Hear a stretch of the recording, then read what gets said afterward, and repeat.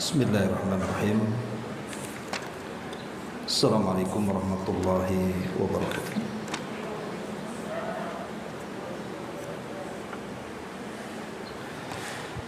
Alhamdulillah wassalatu wassalamu ala Rasulillah wa ala alihi wa sahbihi wa mawalah wa la hawla wa la quwata illa billahi wa ba'd. Alhamdulillah, di pagi menjelang siang ini kembali kita bisa berkumpul untuk thalabul ilmi di Masjid Nurul Hidayah Uskop Karini. Salawat dan juga salam kita hadiahkan kepada Rasul kita Nabi besar Muhammad sallallahu alaihi wa alihi wasallam. Baik, kita akan lanjutkan kajian kita, masih membahas kitab 175 Jalan Menuju Surga, dan kita masuk pada halaman ke-81 di poin ke-31, sebab-sebab turunnya ampunan. Nabi sallallahu alaihi wasallam bersabda di sini, inna min maujibatil maghfirati badlu as-salami wa husnul kalam. Sesungguhnya di antara sebab-sebab turunnya ampunan dari Allah adalah menyebarkan salam dan berbicara dengan kata-kata yang baik. Ma'asyiral muslimat yang dimuliakan Allah Subhanahu wa taala, bab ini ingin menjelaskan kepada kita tentang sebab-sebab kita mendapatkan ampunan dari Allah Subhanahu wa taala. Kita tahu bahwa ampunan Allah Subhanahu wa taala itu sangatlah luas. Sebagaimana Allah Subhanahu wa taala mengatakan, inna rabbaka wasi'ul maghfirah. Sesungguhnya Allah itu sangat luas ampunannya. Maknanya sekalipun seorang hamba memiliki banyak dosa,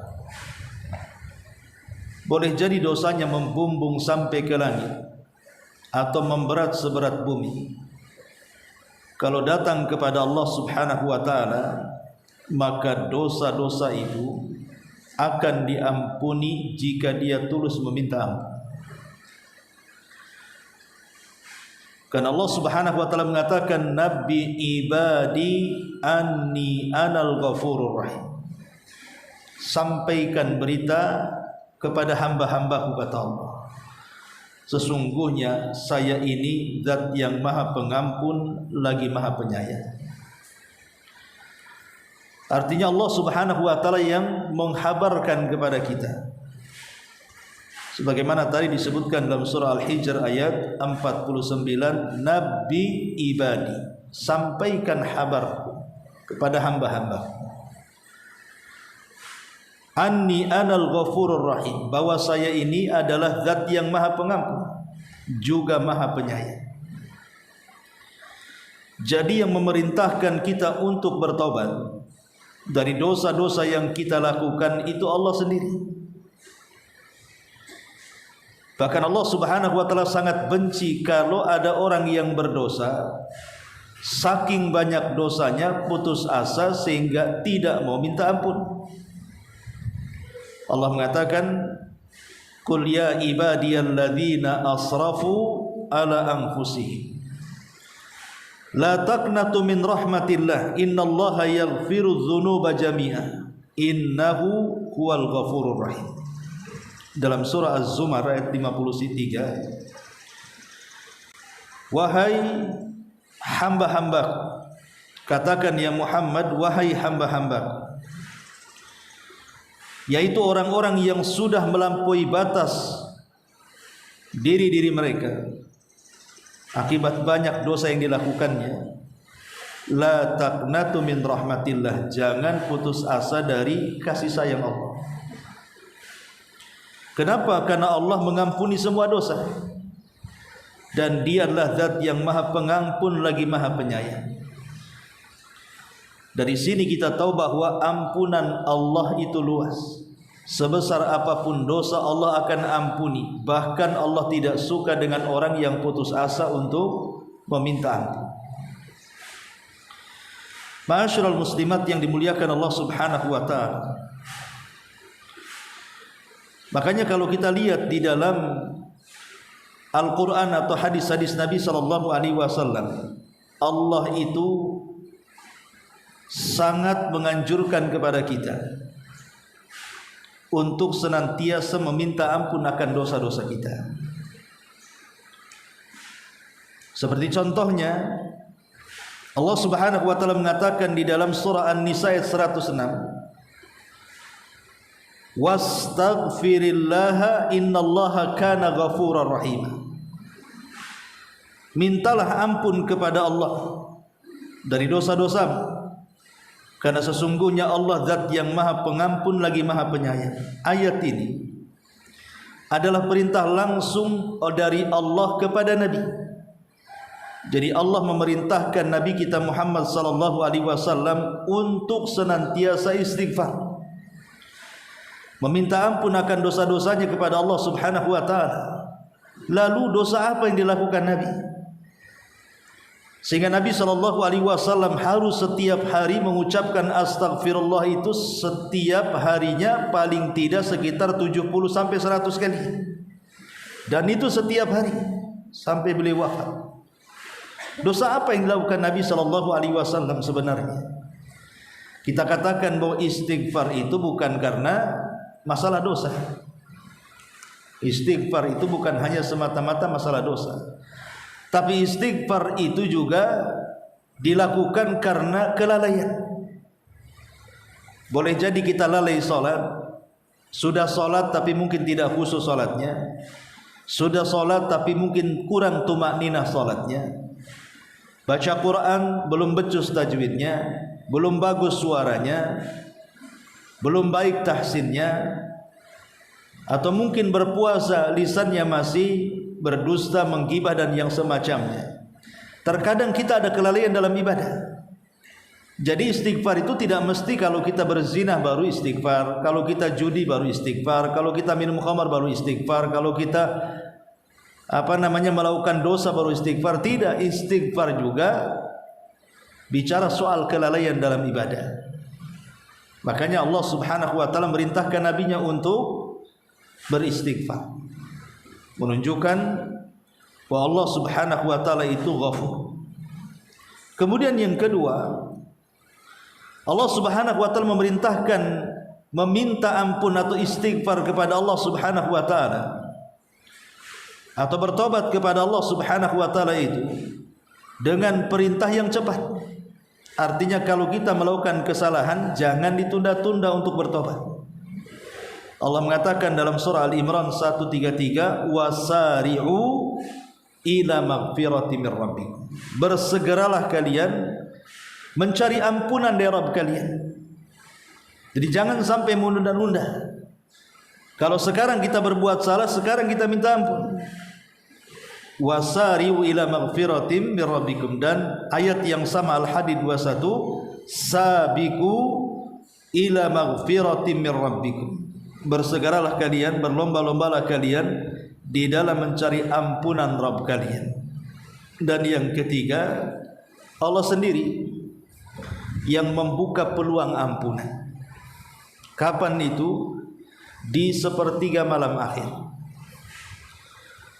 Allah Subhanahu wa taala disabdakan Nabi sallallahu alaihi wasallam, yanzilu rabbuna ila sama'id dunya fi kulli thulutsil lailil akhir wa dzalika kulla lailatin.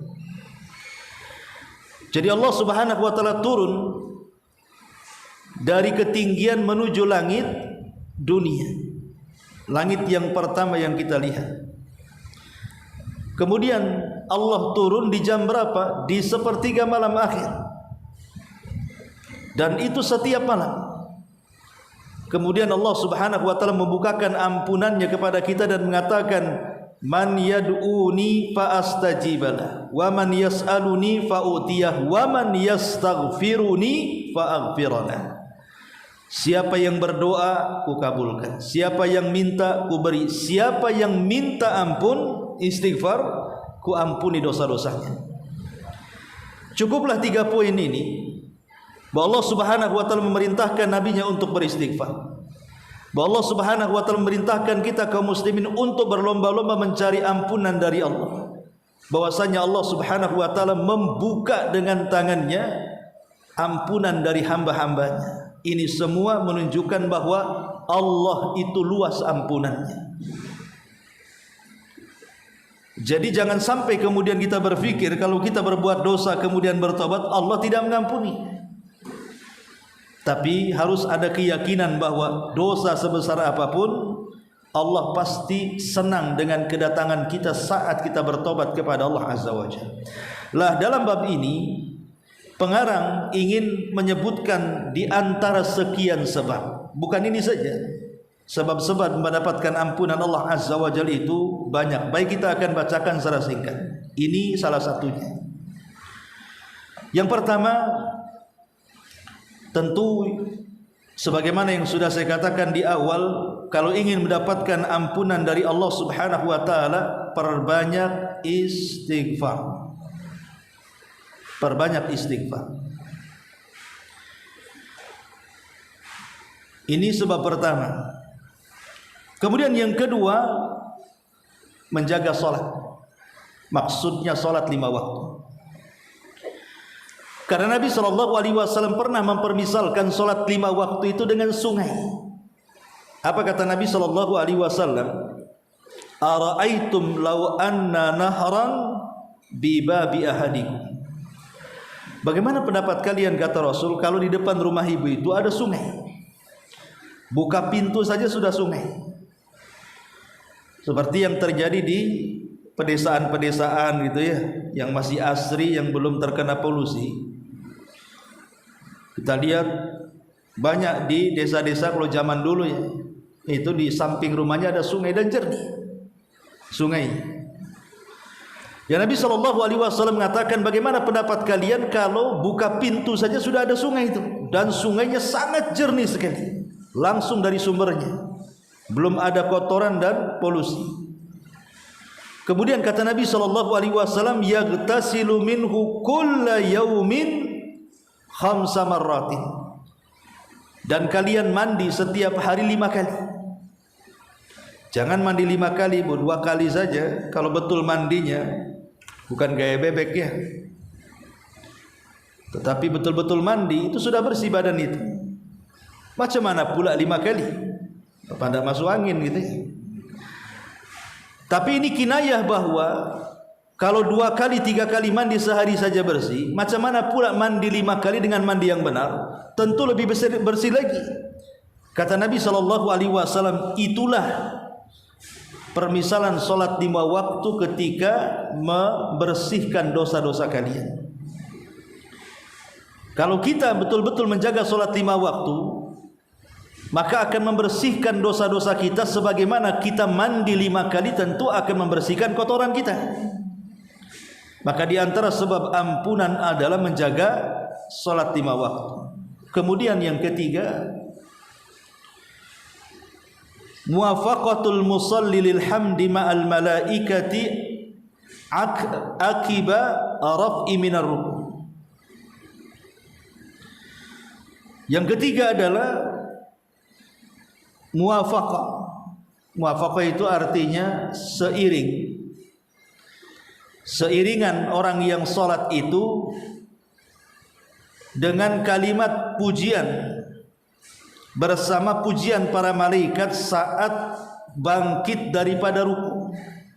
Nabi mengatakan, idza qala al-imamu sami Allahu liman hamidah faqulu Allahumma rabbana lakal hamdu fa innahu man wafaqa qawlahu qawlal malaikati ghufira lahu ma taqaddama min dhanbi. apabila seorang imam dalam salat mengucapkan sami Allahu liman hamidah, otomatis kita bangkit daripada ruku. Apa yang kita katakan? Rabbana walakal ham. Ini pujian. Rabb kami, hanya pujian untuk Rabbana walakal ham.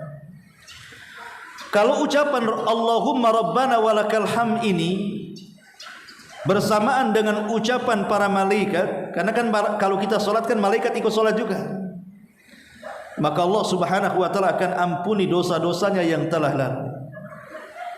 Maka jangan sampai kemudian kita meninggalkan kalimat Allahumma Rabbana walakal ham saat imam membaca sami Allahu liman hamidah. Bersamaan imam membaca sami Allahu liman hamidah, kita membaca Rabbana walakal ham.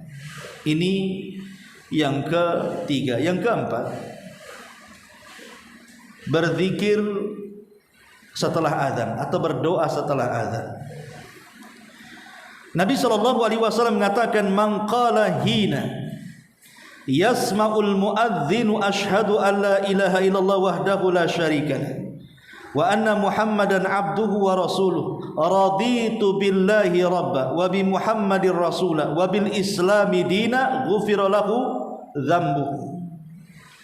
Siapa yang mendengar suara muadzin, siapa yang berkata saat mendengar suara muadzin berkumandang, dia pun mengatakan asyhadu an la ilaha illallah wahdahu la syarikalah wa asyhadu anna Muhammadan abduhu wa rasuluh. Aku bersaksi tidak ada sembahan yang berhak disembah kecuali Allah. Aku bersaksi bahwa Muhammad adalah hamba Allah dan utusannya. Kemudian dia mengatakan, aku redha Allah sebagai Rabbku, Muhammad sebagai Rasulku, Islam sebagai agamaku, maka akan diampuni dosa-dosanya.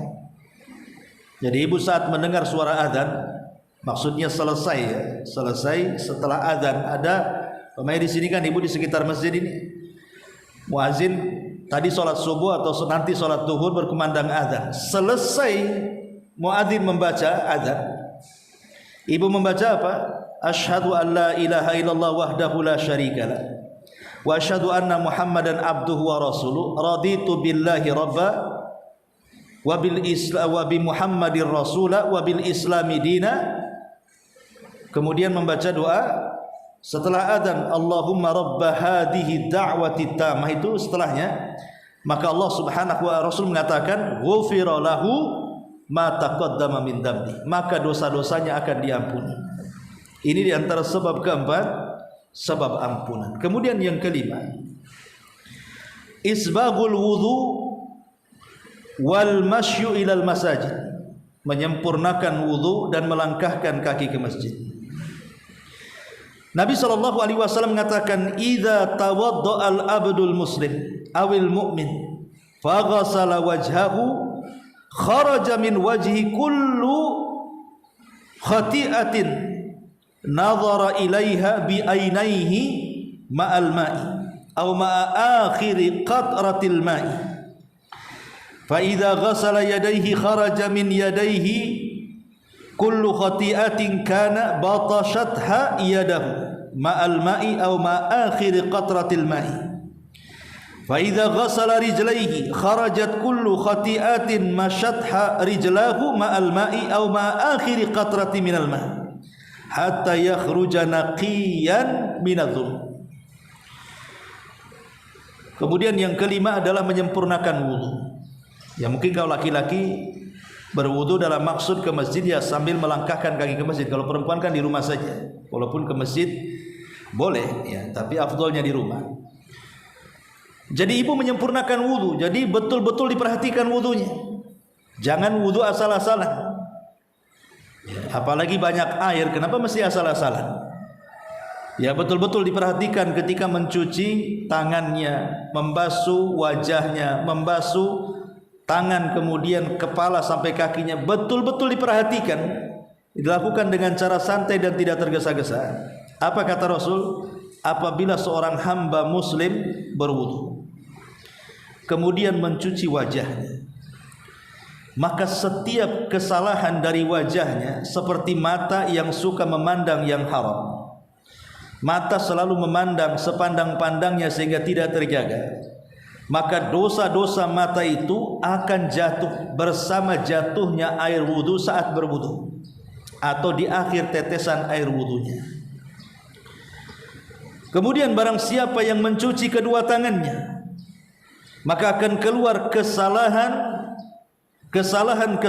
dari tangan yang dilakukannya bersama air wudunya atau bersama tetesan air wudunya. Pertama tetesan akhir air wudunya. Mungkin tangan ini pernah memukul, tangan ini pernah membiarkan yang harusnya dibela tidak dibela, tidak mau menolong orang, tidak mau mengangkat barang orang, dan tidak mau mengisyaratkan, tidak mau memberikan petunjuk, pokoknya tidak mau nolong orang istilahnya. Ada kecelakaan, bukannya berhenti dibantu, lewat saja kan gitu. Mungkin tangan kita banyak berdosa, tapi dengan wudu ini kesalahan tangan kita bisa dihapuskan dosa-dosanya dengan seiring air wudu yang menetes dari tangan kita. Kata Nabi, dan barang siapa yang mencuci kedua kakinya. Mungkin ibu kakinya dilangkahkan ke tempat gibah ke tetangganya atau ke kawannya, entah untuk menggibah, untuk mendusta, untuk berzalim, menghina, mencaci, memaki, mengadu domba, pokoknya kakinya dilangkahkan entah kemana, ke tempat-tempat haram. Maka apabila dia mencuci kedua kakinya, keluar kesalahan-kesalahan kaki yang dilangkahkannya bersama air wudu atau akhir tetesan air wudunya, sampai betul-betul selesai keluar wudunya, dia pun bersih dari dosanya. Maka penting memperhatikan wudu, apalagi wudu bagian daripada syarat salat. Kemudian yang keenam, di antara sebab ampunan adalah al-adzan. Tentu ini bagi laki-laki ya. Kalau bagi perempuan bisa saja adzan sendiri, qomat sendiri, sholat sendiri. Tidak pula kemudian pakai pengeras suara, tidak perlu. Boleh perempuan wanita azan di rumahnya saja. Tapi tidak usah buka jendela kemudian sengaja dikencangkan ke jendela tetangganya. Ya cukup dirinya saja dan keluarganya yang mau sholat gitu. Laki-laki kan ke masjid. Maka seorang muadzin untuk melaksanakan sholat 5 waktu itu, Nabi SAW mengatakan, innallaha wa malaikatahu yusalluna ala saffil muqaddam wal muadzin. Di sini wal muadzin yughfar lahu madda sautihi, dan seorang muadzin akan diampuni dosanya sejauh suaranya didengar manusia. Makin kencang suaranya makin banyak ampunannya. Makanya ibu kalau punya anak laki-laki, ajari adzan supaya dia menjadi muadzin di salah satu masjid atau mushola, karena adzan itu bagian daripada asbab maghfirah. Kemudian yang nomor 7, taqwallahi azza wa jalla, bertakwa kepada Allah subhanahu wa ta'ala. Dan takwa itu artinya khauful abdi minallah fi sirri wal alan. Jadi hakikat takwa itu perasaan yang tertanam, rasa takut yang tertanam dalam hati, baik ketika ibu sendiri ataupun ketika ibu berada di keramaian. Jadi kalau ibu bisa menanamkan perasaan takut kepada Allah, baik ketika ibu sendiri atau dikala ibu berada di keramaian, tetap ibu menanamkan perasaan takut, berarti ibu seorang yang bertakwa. Karena ada orang yang ketika di keramaian orang, dia tidak akan bermaksiat karena malu dipandang orang. Tapi saat ibu bersendirian, ibu bermaksiat dengan handphonenya. Entah memandang sesuatu yang tidak boleh dipandang, entah melihat sesuatu yang tidak boleh dilihat, entah menulis sesuatu yang tidak boleh ditulis, entah menyebarkan sesuatu yang tidak boleh disebarkan saat sendirian. Maka ketika di keramaian dia tidak maksiat, saat sendirian dia maksiat, itu bukan takwa artinya. Karena takwa itu menanamkan perasaan takut saat ibu sendiri ataupun di keramaian. Dan Nabi SAW mengatakan, dan Allah mengatakan dalam surah Al-Anfal ayat 29, ya ayyuhalladzina amanu in tattaqullaha yaj'al lakum furqana wa yukaffir ankum sayyi'atikum wa yaghfir lakum wallahu dzul fadlil azim. Wahai orang-orang yang beriman, bertakwalah kepada Allah. Allah akan jadikan kalian pembeda antara hak dan yang batil. Allah akan hapuskan kesalahan kalian. Allah akan ampuni dosa-dosa kalian. Jadi takwa itu menyebabkan ampunan Allah. Kemudian yang kedelapan, berdoa setelah wudu. Berdoa setelah wudu. Nabi SAW mengatakan, ma minkum min ahadin yatawadda fayublighu aw yusbighu al-wudu'a thumma yaqulu asyhadu an la ilaha illallah wa anna muhammadan abduhu wa rasuluh illa futihat lahu abwabul jannah ats-tsamaniyah yadkhulu min ayyi sya'ah, kata Rasul. Siapa di antara kalian berwudu dan dia sempurnakan wudunya, kemudian selesai berwudu dia ucapkan kalimat ini, asyhadu an la ilaha illallah wa anna muhammadan abduhu wa rasuluh. Cukup dua kalimat syahadat ini, kecuali pintu-pintu sorga yang 8 akan dibuka kepadanya. Kalimat pintu-pintu sorga akan dibukakan kepadanya menunjukkan apa? Menunjukkan orang yang masuk sorga itu tidak punya dosa. Karena kalau punya dosa itu nggak akan bisa masuk sorga, kecuali kalau memang dapat syafaat atau rahmat dari Allah Subhanahu wa ta'ala. Kemudian yang nomor 9, berzikir pada setiap saat. Nabi SAW mengatakan, ma'alal ardi ahadun yaqulu la ilaha illallah wallahu akbar wala haula wala quwata illa billah illa kuffirat anhu khatayahu walau kanat mithla zabadil bahri. Tidaklah seorang pun yang hidup di permukaan bumi dan senantiasa mengucapkan 3 kalimat. 1, la ilaha illallah. 2, Allahu akbar. 3, la haula wala quwata illa billah. Kecuali dosa-dosanya akan diampuni walaupun sebanyak bilangan buih yang ada di lautan. La ilaha illallah, Allahu akbar, la haula wala quwata illa billah. Ini bagian daripada zikir. Bacalah di setiap saat. Kemudian yang nomor 10, berdoa saat memakai pakaian. Nabi mengatakan, man labisa thawban, siapa yang memakai pakaian, faqala, dia mengatakan, alhamdulillahilladzi kasani hadha thawba wa razaqanihi min ghairi haulin minni wala quwwah ghufira lahu ma taqaddama min dhanbi wa ma ta'akhkhar. Siapa yang memakai pakaian dan dia pun berdoa, ya alhamdulillah, segala puja dan puji hanya milik Allah yang telah memberikan pakaian kepadaku sehingga aku bisa menutup aurat, dan telah memberikan rizki kepadaku di mana tidak ada kekuatan kecuali milikku, milik Allah maksudnya, dan tidak ada daya dan kekuatan kecuali milik Allah Azza wa Jalla, maka Allah akan ampuni dosa-dosanya. Doa selepas menggunakan pakaian. Kemudian yang nomor 11 adalah zikir setelah atau doa setelah makan. Jangan lupa Bu, berdoa setelah makan. Walaupun ini perkara remeh, tapi lihat kata Nabi SAW, man akala ta'aman summa qala alhamdulillahilladzi at'amani hadha ta'am wa razaqanihi bi ghairi haulin wala quwwah ghufira lahu ma taqaddama min dhanbi.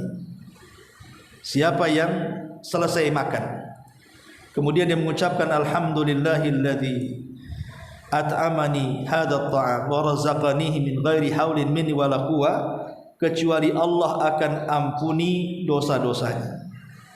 Kemudian yang nomor 12, melangkahkan kaki ke masjid. Ini bagi laki-laki. Nabi SAW mengatakan, man tatahhara fi baitihi, siapa yang mengambil wudu di rumahnya. Jadi ibu ingatkan bapak yang mau ke masjid itu suruh wudu di rumah dulu. Summa masya ila baiti min buyutillah, kemudian berjalan di salah satu rumah daripada rumah-rumah Allah alias masjid, liyaqdiya faridatan min faraidillah, untuk melaksanakan kewajiban dari kewajiban Allah, maksudnya salat 5 waktu.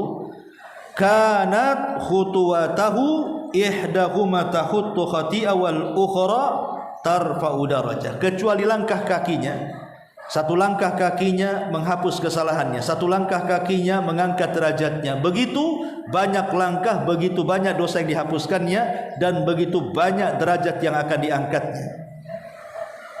Suruh aja suami keliling-keliling sini ya. Kan masjidnya dekat saja kan, nah, putar-putar saja, tapi jangan datang setelah salam pula. Kemudian yang 13, berzikir setelah sholat. Nah, ini juga bisa dilakukan ibu-ibu. Habis sholat 5 waktu, maka berzikirlah dengan zikir kata Rasul, man sabbahallaha fi duburi kulli salatin thalathan wa thalathin wa hamidallaha thalathan wa thalathin wa kabbarallaha thalathan wa thalathin fatilka tis'atan wa tis'un wa qala tamamul mi'ati la ilaha illallah wahdahu la syarika lahul mulku wa lahul hamdu wa huwa ala kulli syai'in qadir ghufirat khatayahu wa in kanat mithla zabadil bahri. Jadi zikir setelah salat maksudnya ibu bertasbih, bertahmid dan bertakbir. Ya paling sedikit buat 10-10 kalau ibu lagi malas. Ya paling sedikit dibuat 10-10. Tasbih 10, takbir 10, tahmid 10, itu paling sedikit. Tapi kalau ingin sempurna, lakukan seperti yang disabdakan dalam hadis ini, di mana 33 kali tasbih, 33 kali takbir, 33 kali tahmid, genapkan dengan la ilaha illallah, maka dosa sebanyak buih di lautan akan dihancurkan oleh Allah Azza wa Jalla. Kemudian selanjutnya adalah khasyatullah fi sirri wal alan. Tadi sudah dijelaskan, ya sama dengan takwa, takut kepada Allah dalam kondisi takut dan terang-terangan. Termasuk juga qiyamul lail, tahajud itu bisa menggugurkan dosa-dosa kita. Karena Rasul yang mengatakan alaikum bi qiyamil lail fa innahu da'bus salihin qablakum wa huwa qurbatun ila rabbikum wa mukaffir wa huwa qurbatun ila rabbikum wa mukaffiratun lisayyi'atikum wa manhakum lil itsmi. Wajib saya anjurkan kalian untuk senantiasa menegakkan qiyamul lail. Ingat, qiyamul lail beda dengan tahajud. Qiyamul lail itu lebih umum dibandingkan tahajud, karena setiap tahajud qiyamul lail, tidak setiap qiyamul lail harus tahajud, ya.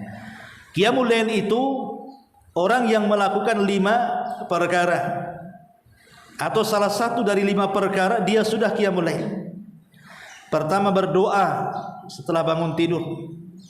Kemudian yang kedua, berwudu. Kemudian yang ketiga, salat. Kemudian yang keempat, baca Quran. Dan yang kelima, berdoa. Yang kelima, istighfar, meminta ampun kepada Allah Azza wa Jalla. Pertama, berdoa atau berzikir setelah bangun. Kemudian yang kedua, berwudu. Yang ketiga, salat, tahajud. Kemudian yang kelima, qiraatul Quran. Kemudian yang terakhir, istighfar, meminta ampun. Kalau memang ibu tidak bisa melaksanakan 5-5-nya, ambil salah satunya. Ibu bisa tahajud saja, ibu bisa baca Quran saja, ibu bisa istighfar saja, ibu ambil wudu saja, kemudian tidur lagi. Namanya ibu terbangun tengah malam, ya memang tidak ada niat tahajud, hanya terbangun karena ingin kencing kedinginan, maka sambil kencing, habis kencing ibu bisa berwudu, kemudian tidur lagi, ya. Atau bisa ibu baca istighfar 3 kali, itu sudah dianggap qiyamul lail gitu. Maka Nabi SAW mengatakan alaikum bi qiyamil lail, jagalah oleh kalian qiyamul lail. Karena qiyamul lail itu adat istiadat orang-orang soleh sebelum kalian. Dan qiyamul lail itu cara mendekatkan diri kalian kepada Rabb kalian, cara menghilangkan kesalahan kalian, dan cara menggugurkan dosa-dosa kalian. Menunjukkan qiyamul lail bagian daripada asbab maghfiratul dzunub. Kemudian yang selanjutnya juga adalah as-sabru 'alal bala, sabar ketika dapat ujian. Sabar ketika dapat ujian. Ujian macam-macam, entah ujian kesehatan, ujian ekonomi, ujian anak-anak, ujian suami, ujian tetangga, macam-macam kan ujian itu. Ibu sabar, maka kesabaran itu akan membuahkan hasil di mana tanpa sadar ibu tidak banyak beramal soleh, tapi dosa-dosanya sudah diampuni. Sabar itu tidak harus seperti sholat. harus berwudu kemudian capek gitu ya, jungkir balik dengan bacaannya, tidak harus lapar dengan puasa dari pagi sampai sorenya, tidak harus dengan haji, tidak. Sabar itu diam saja, karena sabar itu bukan amalan badan, sabar itu amalan hati. Makanya diam saja, hati yang beramal. Dengan cara apa? Memasrahkan seluruh urusan kepada Allah. Kalau itu bentuk musibah, kita katakan inna lillahi wa inna ilaihi raji'un, dan itu diletakkan dalam hati kita. Oh, semua datang dari Allah, ya sudah, terserah Allah. Kemudian juga di antara hal-hal yang bisa menghilangkan ataupun sebab-sebab ampunan adalah salat sunnah, terutama sunnah rawatib yang 12 itu.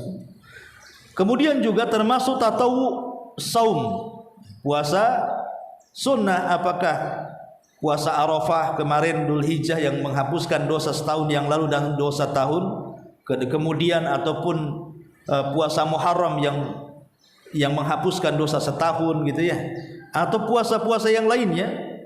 Maka puasa sunnah itu bagian daripada sebab seseorang mendapatkan ampunan dari Allah Subhanahu wa taala. Termasuk salat sunnah 2 rakaat setelah wudu. Ibu wudu masih basah, belum kering, 2 rakaat setelah wudu, maka 2 rakaat setelah wudu bagian daripada amalan yang menyebabkan ampunan. Termasuk juga ibu berwudu sebelum tidur. Berwudu sebelum tidur, maka sepanjang tidur ibu itu akan didoakan ampunan oleh para malaikat, agar dosa-dosa kita diampuni, dan malaikat mengatakan, ya Allah ampuni orang ini, ya Allah rahmati orang ini. Termasuk juga mengasihi hewan yang ibu sayang. Paham ibu sayang kucing, ya tentu ya sayang hewan lah, tidak mesti kucing. Pokoknya sayang sama kambing sayang. Ya sayang di sini maksudnya ya merawat mereka, tidak menyiksa mereka. Kalaupun harus menyembelih, pisaunya yang tajam, tidak boleh kemudian diperlihatkan kepada kawan-kawannya saat penyembelihan, dan begitu seterusnya. Sebagaimana dhabit syariah, maka penyayang binatang itu juga salah satu dari penghapus dosa. Termasuk juga doa kafaratul majlis yang sering kita baca, subhanakallah bihamdika asyhadu an la ilaha illa anta astaghfiruka wa atubu ilaik. Ini doakan tidak mesti habis setelah pengajian selesai. Bisa saja ibu selepas ya berdua bertiga ngobrol di mana gitu ya. Ngobrolnya terlalu lama gitu. Mungkin sejam 2 jam, apa yang diobrolkan? Yang namanya ngobrol Bu, terkadang keluar kalimat-kalimat yang tidak pantas, menyinggung, merendahkan, menghina, ghibah dan yang semacamnya. Maka doa kafaratul majlis itu bisa menghapuskan doa majlis, dan itu sebab dari ampunan Allah Subhanahu wa taala. Termasuk juga musafahah, salaman saat berjumpa dengan kawannya. Ya, ibu ketemu kawannya, salam, ambil tangannya, salam seperti ini. Makin lama ibu tidak melepaskan, makin banyak dosa yang digugurkan. Ini sama-sama paham, yang satu paham, yang diam saja sampai dari pagi sampai sore. Ya biar ini. Tapi kalau nggak paham kan langsung dilepas. Tapi intinya bahwa salaman itu dengan memegang tangan. Kata Nabi SAW, ma min muslimaini yaltaqiyani fayatasafahani. Kata Rasul, tidaklah 2 orang muslim berjumpa kemudian saling memegang, berjabat tangan. Kemudian kata Rasul sallallahu alaihi wasallam, illa ghufira lahuma qabla an yatafarraqa. Sebelum keduanya berpisah, maka semakin lama tidak berpisah, maka semakin banyak ampunan yang dicurahkan. Kemudian juga di antara sebab ampunan dosa adalah al-afu anin nas, memaafkan manusia. Kemudian bersedekah juga bagian daripada ampunan Allah. Kemudian juga membaca amin dalam salat bersamaan dengan imam. Kemudian juga doa dengan sayyidul istighfar. Ya, termasuk juga yang paling penting adalah tauhidullahi azza wajal, mentauhidkan Allah Subhanahu wa taala. Lah, di dalam hadis yang kita baca dan banyak lagi ya. Di sini disebutkan 2 sebab. Sebab ampunan Allah Subhanahu wa taala adalah badlus salami wa husnul kalam. Ini satu paket. Badlus salam artinya menampakkan kebahagiaan wajah, menyampaikan salam Yang kedua, berbicara dengan baik. Itu dua-duanya menampakkan keindahan wajah. Karena ucapan salam terkeluar dari lisan, dan ucapan yang baik juga terkeluar dari lisan. Bahkan ucapan salam itu salah satu kalimat yang kata Rasul bisa merekatkan hubungan persaudaraan. Kata Rasul, kalian tidak mungkin masuk surga kecuali kalian beriman. Kalian tidak mungkin beriman kecuali kalian saling mencintai, dan tidak mungkin kalian saling mencintai kecuali menyebarkan salam, kata Rasul. Dari sini kita tahu bahwa salam ini luar biasa, bisa merekatkan hubungan persaudaraan. Dan yang lebih luar biasa lagi setelah mengucapkan salam adalah mengucapkan kalimat-kalimat yang santun, kalimat-kalimat yang indah dan tidak asal bicara. Inilah diantara sebab-sebab ampunan yang dijadikan poin oleh pengarang sebagai jalan menuju surga Allah Azza wa Jalla. Baik, sampai di sini kita berhenti. Sebelum saya tutup, silakan kalau yang bertanya.